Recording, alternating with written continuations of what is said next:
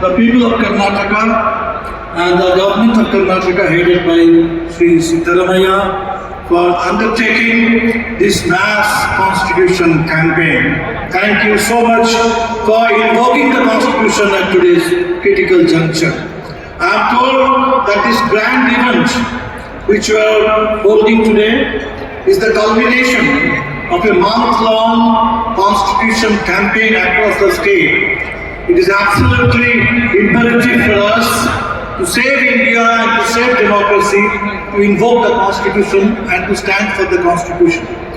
The constitution is the bridge between the freedom movement of India, the nationalism, the national awakening of India in the course of the freedom movement, and the vision of modern India. The constitution is the bridge. The constitution reflected the best gains of the freedom movement, and the constitution also reflected the lessons we drew from the partition of India. The BJP today keeps talking about the partition.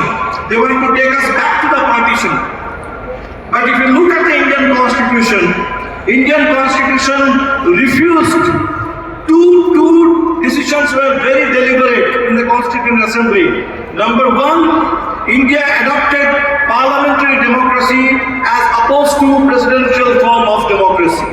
And India adopted the secular fabric of the state. The secular term was inserted later, but the features of secularism, the state having no religion of its own, the citizens having religious freedom, and the state not discriminating among citizens on the basis of religion, all these features of secularism, they were built into the constitution from day one. So the constitution made it very clear that India can survive as a nation, India can develop as a nation only as a secular democracy.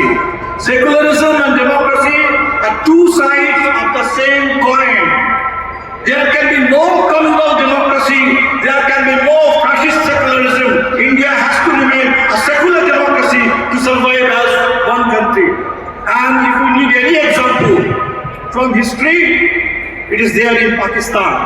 Pakistan was formed on the basis of religion, and Pakistan split up into two countries on the basis of language. So you weaken constitution, you weaken, undermine the constitution, you destroy India's national unity. And by invoking the constitution, I mean all the features of our republic, sovereign, secular, socialist, democratic republic, and all the rights that we, as the people of India, guarantee to India's citizens: liberty, equality, fraternity, and justice, comprehensive justice. So you weaken the constitution in any aspect of the constitution, and you weaken the nation.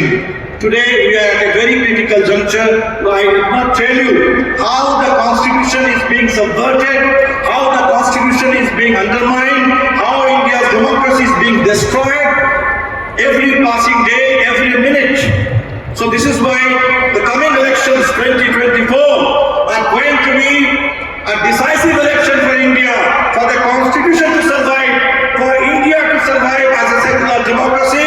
It is absolutely essential to defeat the fascist threat which is now endangering India's constitution and democracy, to defeat the BJP-led government which is waging a daily war on India's constitution and India's democracy. It is absolutely essential. So I thank you once again, the people of Karnataka, for showing the way, for taking the lead in invoking the constitution, and let us all together take this solemn page that today it is absolutely imperative for every one of us who have benefited from the constitution, who have been living as citizens of a free republic, free democracy. We owe this to our constitution, we owe this to our freedom movement and its great legacy, to stand for the freedom movement, to stand for the constitution. So stand for the constitution, stand for India, down with fascism, down with communalism. Thank you so much.